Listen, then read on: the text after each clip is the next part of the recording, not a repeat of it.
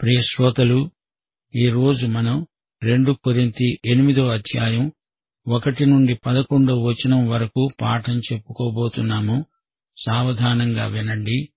పౌలు కొరింథీయులకు 2వ ఉత్తరం రాస్తూ అన్నాడు, సహోదరులారా, మాసిదోనియ సంఘాలకు అనుగ్రహింపబడి ఉన్న దేవుని కృపను గూర్చి మీకు తెలియచేస్తున్నాము. ఎలాగనగా, వారు బహుశ్రమల వలన పరీక్షించబడగా అత్యధికముగా సంతోషించారు. వారు నిరుపేదలైన వారి దాతృత్వము బహుగా విస్తరించింది. ఈ కృప విషయములో, పరిశుద్ధుల కొరకైన పరిచర్యలో పాలు పొందే విషయములో మనఃపూర్వకముగా మమ్మను వేడుకుంటూ, వారు తమ సామర్థ్యము కొలది మాత్రమే కాకుండా సామర్థ్యము కంటే ఎక్కువగా తమంతట తామే ఇచ్చారని మీకు సాక్ష్యమిస్తున్నాను. ఇదీగాక మొదట ప్రభువుకు దేవుని చిత్తము వలన మాకు తమను తామే అప్పగించుకున్నారు. ఇంతగా చేస్తారని మేమనుకోలేదు. కావున తీతు ఈ కృపను ఏలాగు పూర్వము మొదలుపెట్టాడో అలాగున దానిని మీలో సంపూర్ణము చేయమని మేము అతణ్ణి వేడుకున్నాము. మీరు ప్రతి విషయములో, అనగా విశ్వాసమందు, ఉపదేశమందు, జ్ఞానమందు, సమస్త జాగ్రత్తయందు, మీకు మా ఎడల ఉన్న ప్రేమయందు ఏలాగు అభివృద్ధి పొందుతున్నారో అలాగే మీరు ఈ కృపయందు కూడా అభివృద్ధి పొందేటట్లు చూసుకోండి. ఆజ్ఞాపూర్వకముగా మీతో చెప్పటము లేదు, ఇతరుల జాగ్రత్తను మీకు చూపడము చేత మీ ప్రేమ ఎంత యథార్థమైనదో పరీక్షించాలని చెప్తున్నాను. మీరు మన ప్రభువైన యేసుక్రీస్తు కృపను ఎరుగుదురు గదా. ఆయన ధనవంతుడై ఉండి మీరు తన దారిద్ర్యము వలన ధనవంతులు కావాలని మీ నిమిత్తము దరిద్రుడయ్యాడు.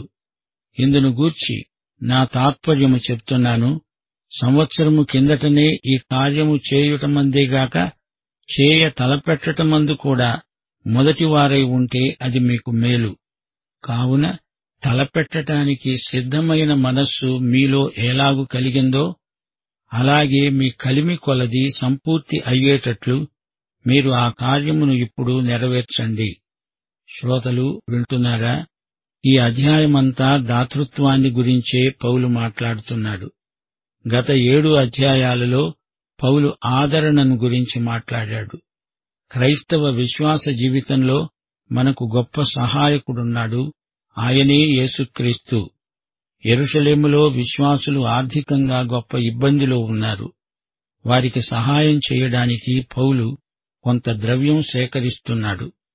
ఇప్పుడు విశ్వాసి జీవితాన్ని గురించి కాదు, విశ్వాసి దాతృత్వాన్ని గురించి పౌలు మాట్లాడుతున్నాడు.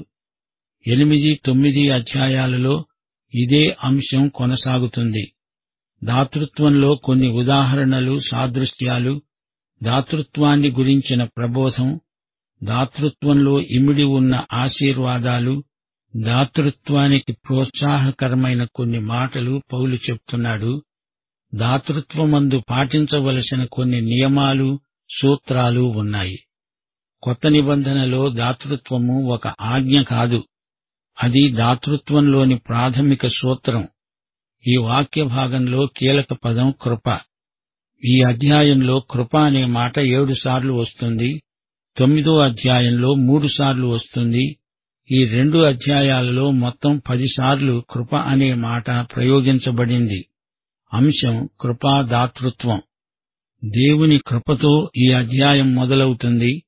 మాసిదోనియ సంఘములకు అనుగ్రహించబడి ఉన్న దేవుని కృప. 4వ వచనంలో కృపను తిరిగి పేర్కొని, ఈ కృప విషయంలో వారెంతో ఎదిగారు. తమ సామర్థ్యము కొలది కాదు, అంతకు మించి ఇచ్చారు. ఎవ్వరూ బలవంతం చేయలేదు, తమంతట తామే ఇచ్చారు. కృపా సహవాసము, ఈ రెండిటి మధ్య అవినాభావ సంబంధం ఉంది. 6వ వచనంలో కృప అనే మాట మళ్లీ వస్తుంది. చూడండి, తీతు ఈ కృపను మొదలుపెట్టాడు, అతడే దీన్ని సంపూర్ణం చేస్తాడు. దాతృత్వమనేది కృప అంటున్నాడు పౌలు. కృపాదాతృత్వం పరిశుద్ధాత్మ ప్రేరణ, ఆత్మ కలిగించిన స్ఫూర్తి. సంఘంలో విశ్వాసులలో జరిగే ఈ కార్యం పరిశుద్ధాత్మ చేసింది, చేస్తున్నది. మాసిదోనియ సంఘాలలో ప్రవర్తిల్లే ఈ ఆత్మకృప కొరింథీ సంఘంలోకి రావాలని పౌలు ఆకాంక్ష. గ్రీకు భాషలో కృప అనడానికి క్యారిస్ అనే మాట వాడతారు. సాధారణ అర్థంలో క్యారిస్ అంటే అందం, మంచితనం, సౌందర్యం, శ్రేష్టమైనది, ఉదాత్తమైనది. అయితే పరిశుద్ధాత్మ ఈ మాటలోకి కొత్త అర్థాన్ని తెచ్చి ప్రవేశపెట్టాడు. దేవుని కృప అంటే దేవుని ఉత్కంఠ, తీవ్రమైన కోరిక. తన మంచితనమంతా మనతో పంచుకోవాలనే తీవ్ర వాంఛ. నీకు శ్రేష్టమైనవి ఇవ్వాలని దేవుడు ఎంతగానో కోరుతున్నాడు. దేవుడు నిన్ను తనంతవాణ్ణి చెయ్యాలని తాపత్రయపడుతున్నాడు. ఇది దేవుని కృప. నిన్ను తన రూపానికి మార్చాలని దేవుని తపన. ఎఫెసీ పత్రిక 2వ అధ్యాయం 8వ వచనంలోని దేవుని కృప ఇదే. మీరు విశ్వాసము ద్వారా కృపచేత రక్షించబడి ఉన్నారు. ఇది మీ వలన కలిగినది కాదు, దేవుని వరమే. అది క్రియల వలన కలిగినది కాదు గనుక ఎవ్వడూ అతిశయపడడానికి వీల్లేదు. దేవుడిచ్చిందే రక్షణ, మనం సంపాదించుకున్నది కాదు. మనల్ని రక్షించాలనే ఉత్కంఠ ఆయనకుంది. మన పాపాలను క్షమించడానికి ఆయన ఏం చేశాడు? పరిశుద్ధుడైన దేవుడు పాపి యొక్క పాపాన్ని క్షమించడానికి ఏం చెయ్యాలి? మన పాపాల కోసం చనిపోవడానికి తన కుమారుణ్ణి పంపాడు. దేవుడు లోకాన్ని ప్రేమించి తన అద్వితీయ కుమారుణ్ణి ఇచ్చాడు. ఇది రక్షణ మార్గం. ఇవ్వటమే దేవుని పని, పుచ్చుకోవటం కాదు. దేవుడు బీదవాడా? ఆయనకు మనం చందాలు, విరాళాలు, కానుకలు ఇవ్వాలా? అవి ఆయనకు కావాలా?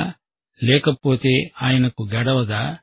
కీర్తన 50 వచనాలు 10 నుండి 12 వరకు దేవుడంటున్నాడు, అడవి మృగములన్నీ, 1000 కొండల మీది పశువులన్నీ నావే కదా. కొండలలోని పక్షులన్నిటినీ నేనెరుగుదును. పొలములలోని పశ్వాదులు నా వశమై ఉన్నాయి. లోకము దాని పరిపూర్ణత నావే. దేవుడికి ఆకలవుతుందా? అన్నం పెట్టమని దేవుడు అడుగుతాడా? అంతా ఆయనదే. ఆయనకు ఎట్టి కొదవ లేదు, కొరత లేదు. ఆదిమ సంఘంలో దాతృత్వాన్ని కృపగా భావించారు. ఇవ్వాలని వారికెంతో అభిలాష.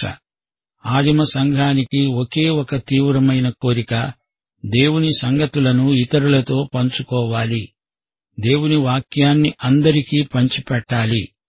పౌలు స్థానిక సంఘానికి ఈ ఉత్తరం రాశాడని మనం గుర్తుంచుకోవాలి. సువార్తను లోకానికి మొదట విడుదల చేసింది యెరూషలేము సంఘం.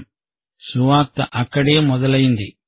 యెరూషలేము నుండి భూదిగంతాల వరకు వ్యాప్తి చెందింది సువార్త. అందరమూ యెరూషలేములోనే ఉండిపోదామనుకున్నారు. స్టెఫను హతసాక్ష్యం తరువాత క్రైస్తవులకు శ్రమలొచ్చాయి. వారందరూ చెదిరిపోయారు. యూదయకు, సమరయకు, భూదిగంతాల వరకు సువార్తను తీసుకుని తలా ఒక దిశగా వారందరూ చెదరిపోయారు. యెరూషలేములోని స్థానిక సంఘం శ్రమలను బట్టి బలహీనమైంది. కాని సువార్త లోకమందంతటా ప్రబలంగా ప్రసరించింది. కరువొచ్చింది. యెరూషలేము విశ్వాసులు ఆర్థికంగా ఇబ్బంది పడుతున్నారు. యెరూషలేము సంఘానికి చేతిలో అంతగా డబ్బు లేదు. పౌలు ఈ విషయంలో ఎంతో హృదయభారంతో ఉన్నాడు. ఈ అక్కరను మీరు పంచుకోవాలి అని కొరింథు సంఘానికి రాస్తున్నాడు. పౌలు తన 3వ సువార్త యాత్ర ప్రారంభించబోతున్నాడు. యెరూషలేములోని విశ్వాసుల కోసం ఉపకార ద్రవ్యం సేకరిస్తున్నాడు. ఈ సంఘాలు తమ తల్లి సంఘానికి సహాయం పంపుతున్నారు. ఈ రోజుల్లోనైతే తల్లి సంఘమే పిల్ల సంఘాలకు సహాయపడాల్సి వస్తోంది. పౌలు స్వయంగా కొరింథీకి రాలేకపోయాడు. ఈ ఉత్తరంలో దాతృత్వాన్ని గురించి ప్రసంగిస్తున్నాడు. నేను వచ్చి మీ దగ్గర డబ్బు వసూలు చేయాలని కాదు. మీ మీద నేను ఒత్తిడి తెచ్చే ప్రసక్తే లేదు. మీ మధ్య నేను డబ్బును గురించి మాట్లాడను. అందుకోసం నేను రాను. నేను రాకముందే మీరు కొంత మొత్తం సిద్ధం చేసి ఉంచాలి. నేను వచ్చి మీకు వాక్యం ప్రకటిస్తాను. నా పని ధనసేకరణ కాదు, అది చెయ్యవలసింది మీరు. శ్రోతలు వింటున్నారా? అప్పుడు స్థానిక సంఘ సమస్యలు ఇప్పుడవి గత చరిత్రలో భాగమైపోయాయి. అయితే పౌలు నేర్పిన ఆధ్యాత్మిక సూత్రాలకు కాలదోషం పట్టదు. అచ్చం అలాంటి సమస్యలే ఈ రోజున కూడా మనం ఎదుర్కోవలసి వస్తోంది. మాసిదోనియ విశ్వాసులు బీదవారే. వారు తమ లేమిలో నుండి ఇచ్చారు. కలిమిలో నుండి కాదు, లేమిలో నుండి తమ శక్తికి మించి ఇచ్చారు. దాతృత్వపు కృప అంటే, పరిశుద్ధులకు చేయవలసిన పరిచర్య అంటే వారికెంతో ఆసక్తి. అట్టి అవకాశం తమకు ఇవ్వవలసిందని వారు మనఃపూర్వకంగా మమ్ములను వేడుకుంటున్నారు. తమంతట తామే ఇచ్చారు, బలవంతం చేత కాదు. మొదట తమను తాము ప్రభువుకు అప్పగించుకున్నారు. మాకు పరిచర్య చేయడానికి కూడా తమను తాము అప్పగించుకున్నారు. ఇది దేవుని చిత్తమని వారు తెలుసుకున్నారు. కృపా సహవాసం, కృపా పరిచర్య, కృపా దాతృత్వం, కృపా కానుక, వారిలో పరిశుద్ధాత్మ కృపాశక్తి పనిచేస్తున్నదని అర్థం. క్రీస్తును మాత్రమే కాదు, ఆయనకు సంబంధించిన వాటిని అందరితో పంచుకోవాలని వారి ఆశ. విశ్వాసులలో ఒకరి పట్ల ఒకరికి గాఢమైన మిక్కుటమైన ప్రేమ ఉంది. గనుకనే శక్తిని మించి ఇస్తున్నారు. ప్రేమ కానుక ఎవరు ఎవరికి ఇచ్చింది ప్రచారం చేయడానికి కాదు. ప్రేమ కానుక ఎంత ఇచ్చినా తక్కువే అనిపిస్తుంది. అందుచేత ఇచ్చిన వారు బహిరంగ ప్రకటనకు ఇష్టపడరు. అక్కరలో ఉన్న విశ్వాసులు తమ అక్కరలు బహిరంగం చేయడానికి ఇష్టపడరు. అలాంటి వారికి విశ్వాసులు సాయపడటంలో ఎంతో మెళుకువగా ఉండాలి. అది క్రైస్తవ సహోదర ప్రేమ అంటే. దాతృత్వము కృపాసహితమైనదై ఉండాలని దేవుని చిత్తం. మాసిదోనియ విశ్వాసులు ఇంతగా ఇస్తారని మేము అనుకోలేదు అంటున్నాడు పౌలు. వారు మొదట తమను తాము ప్రభువుకు సజీవయాగముగా సమర్పించుకున్నారు. ఆ తరువాత ప్రభువు యొక్క పనికి తమను తాము ప్రతిష్ఠించుకున్నారు. ప్రభువు చిత్తానికి వారు అంకితమైపోయారు. ఈ పాఠంలో కొరింథు వారికి ఇవ్వడాన్ని గురించి చెబుతూ సణుక్కోకుండా ఇవ్వాలి అంటున్నాడు పౌలు. నిరుపేదలైనా వారు సంతోషంగా ఉత్సాహంగా ఇచ్చారు. ఇది ప్రేమ సహవాసం. శక్తికి మించి ఇచ్చారు. ఇది కృపాదాతృత్వం. యెరూషలేము తల్లి సంఘానికి వారు ఆధ్యాత్మికంగా ఎంతో అచ్చి ఉన్నారు. వారే తమకు సువార్తను అందించారు. ఇప్పుడు భౌతికమైన ఈ కానుకలు పంపుతున్నారు. గలతీ పత్రిక 6వ అధ్యాయం 6వ వచనంలో పౌలేమన్నాడు? వాక్యోపదేశము పొందేవాడు ఉపదేశించేవానికి మంచి పదార్థములన్నిటిలో భాగమివ్వాలి. ఆధ్యాత్మిక పోషణ నీకిచ్చేవానికి భౌతిక పోషణ ఇవ్వడం విశ్వాసి బాధ్యత. ఇవ్వాల్సి వచ్చిందే అని అర్ధమనస్సుతో ఇవ్వకూడదు. అందరూ సువార్త వినాలనే ఆశతో తీవ్రమైన కోరిక గలవారై ఆనందంగా స్వచ్ఛందంగా కొలత తూకం లేకుండా ఇవ్వాలి. దేవాలయంలోకి ఎందరెందరో వస్తున్నారు, కానుకలిస్తున్నారు. ప్రభు అందరినీ కనిపెట్టి చూస్తున్నాడు. అప్పుడొక బీద విధవరాలు వచ్చి తన కానుక వేసింది. ఆమె అందరికంటే ఎక్కువ ఇచ్చింది అన్నాడు ప్రభు. వారందరూ తమకు కలిగిన సమృద్ధిలో నుండి కానుకలు వేశారు గాని ఈమె తన లేమిలో తనకు కలిగిన జీవనమంతా వేసింది. ఆమె తనకున్నదంతా ఇచ్చివేసింది. 2 కాసులు గాదు, ఆమెకున్నదంతా ఆ కానుకల పెట్టెలో వేసింది. ఆమె ఇచ్చినంత ఇవ్వగల ధనికులెవరున్నారు? ప్రభు యొక్క కృపాదాతృత్వం ఆయన శిలువ వద్ద మనకు బోధపడుతుంది. ఆయన తనను తానే మనకు ఇచ్చివేసుకున్నాడు. దేవుడు నీవిచ్చింది ఎంతో చూస్తున్నాడు. నీవు మిగుల్చుకున్నది ఎంతో అది కూడా చూస్తున్నాడు. పుచ్చుకోవడం కంటే ఇవ్వడమే ధన్యత అన్నాడు ప్రభు. మాసిదోనియ విశ్వాసులు తమను తామే ఇచ్చివేసుకున్నారు. అది కృపాదాతృత్వమంటే. దేవునికి తమను తామే ఇచ్చివేసుకున్నప్పుడు తమకు మిగిలేది ఏముంది? దేవుణ్ణి కలిగి ఉన్న వారికి దాతృత్వం పెద్ద సమస్యేమీ కాదు.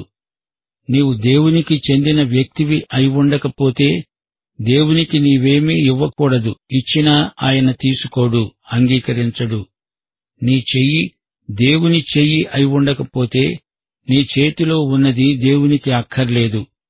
మాసిదోనియ సంఘస్థులకు కలిగిన ప్రేరణ మీరు కలిగి ఉండాలి అని కొరింథీ సంఘస్థులను పౌలు సవాలు చేస్తున్నాడు. ఒక మనిషి ఆధ్యాత్మిక శీలం ఎదుగుదల దాతృత్వంలోనే రుజువవుతుంది. దేవుని ఆరాధనలో దాతృత్వం ఒక భాగమని విశ్వాసులు గ్రహించాలి. కృపాదాతృత్వం లేనివాడు దాతృత్వాత్మను ఇమ్మని ప్రార్థించాలి. కొరింథీ విశ్వాసులారా, మీరు ప్రతి విషయంలో అభివృద్ధిలోనే ఉన్నారు. విశ్వాసంలో, ఉపదేశంలో, జ్ఞానంలో, ఆధ్యాత్మిక అప్రమత్తతలో, ప్రేమలో ఎంతో అభివృద్ధి పొందారు. కృపాదాతృత్వంలో కూడా అభివృద్ధి చెందుతారని ఆశిస్తున్నాము అంటూ పౌలు ఆశాభావాన్ని వ్యక్తం చేస్తున్నాడు. మీరు సాక్ష్యమివ్వగలరు, విశ్వాసాన్ని ఆ విధంగా పెంచుకున్నారు. పౌలంటే మిగతా అపోస్తలులంటే వారికెంతో ప్రేమ, ఆత్మ సంబంధమైన మెళుకువ, జాగరూకత వారికుంది. అయితే ఈ కృపలో కూడా, అనగా దాతృత్వమందు మీరు ఎదగాలి, అభివృద్ధి పొందాలి. ఇది మీ ప్రేమకు పరీక్ష. దాతృత్వం స్వచ్ఛందమై కృపాసహితమైనదై ఉండాలి. ఇతరులు ఈ విషయంలో ఎంత జాగ్రత్త వహిస్తున్నారో మీకు చూపుతున్నామంటే దీని ప్రాముఖ్యతను గుర్తించండి. నేను మీకిది ఆజ్ఞాపూర్వకంగా చెప్పి మీ మీదికి ఒత్తిడి తేవాలని కాదు. మీ ప్రేమ ఎంత యథార్థమైనదో మీకు మీరే చూసుకోవాలని మా అభిప్రాయం. ఇది ఆజ్ఞ కాదు, ధర్మశాస్త్రం కాదు, యాంత్రికమైన మతాచారం కాదు. పాత నిబంధన వ్యవస్థలో కూడా 1 దశమ భాగం కాదు, 3 దశమ భాగాలు ఆయా సందర్భాలలో ఇచ్చేవారు. 1 పన్నుల రూపంలో, అంటే దశమ భాగం దాతృత్వం కాదు, అది పన్ను చెల్లింపు. మాసిదోనియ మాదిరిని అనుకరించండి. అంతేకాదు, మీ ప్రేమలోని యథార్థతను మీరు రుజువు చేసుకోండి. ఇది మీకు దేవుడిచ్చిన గొప్ప అవకాశం. దాన్ని సద్వినియోగపరుచుకోండి. యేసు కృప మీరెరుగనిది కాదు. ఆయన ధనవంతుడు, మీ నిమిత్తము ఆయన దరిద్రుడయ్యాడు. యేసు యొక్క దారిద్ర్యం మనకు ఐశ్వర్యం. శిలువ మీది యేసును చూడండి. ఆయన శిలువ వేతలో కృపాదాతృత్వము ఇమిడి ఉంది. యెరూషలేము శిబిరము వెలుపల శిలువ వేయబడి చీకటి సమాధిలో ఉంచబడ్డాడు. ధనవంతుడు మన కోసం ఎంత నిర్ధనుడయ్యాడో చూచారా? సంవత్సరం క్రితమే మీరు మాట ఇచ్చారు. అప్పుడే ఇది ఇచ్చి ఉంటే ఎంత బాగుండేది. దేవునికి మాట ఇవ్వడం మంచిదే కాని ఆ మాట నిలుపుకోవాలి గదా. ఇప్పుడైనా ఆ కార్యాన్ని నెరవేరుస్తారని ఆశిస్తాను అంటున్నాడు పౌలు. మీ కలిమి కొలది దాన్ని సంపూర్తి చెయ్యండి. కార్యము చేయ తలపెట్టినప్పుడు దాన్ని చెయ్యాలి. తలపెట్టడంలో మొదటివారైనప్పుడు దాన్ని నెరవేర్చటంలో కూడా మొదటివారై ఉండాలి. వాగ్దానం చేయడానికి సిద్ధమనస్సుంది, దాన్ని నెరవేర్చడానికి కూడా సిద్ధమనస్కులై ఉండండి. మీరు మాట ఇవ్వాలని ఎవరూ ఒత్తిడి చేయలేదు. ఇది ధర్మశాస్త్రం కాదు, ధర్మశాస్త్రీయమైన ఆజ్ఞ కాదు. ఆ ఆజ్ఞ కాదని నేను మరో చిన్న ధర్మశాస్త్రాన్ని తెచ్చి మీ మీద పెడతానా? అలా కాదు. ఇది కృపాదాతృత్వం. స్వచ్ఛందమై ప్రేమపూర్వకమైనదే క్రైస్తవ దాతృత్వం, కృపాదాతృత్వం. సోదరీ సోదరుడా, ప్రియ శ్రోత, కృపామయుడు ప్రేమమయుడు అయిన యేసుక్రీస్తు నీ స్వకీయ రక్షకుడా, ప్రభువా? అయితే ఈ పాఠం నీకోసమే. పాఠం ఇంతటితో సమాప్తం. మన ప్రభు అయిన యేసుక్రీస్తు వారి సత్కృప, తండ్రి అయిన దేవుని పరమ ప్రేమ, పరిశుద్ధాత్మ యొక్క అన్యోన్య సహవాసము మనకందరికీ సదాకాలము తోడై ఉండునుగాక. ఆమేన్.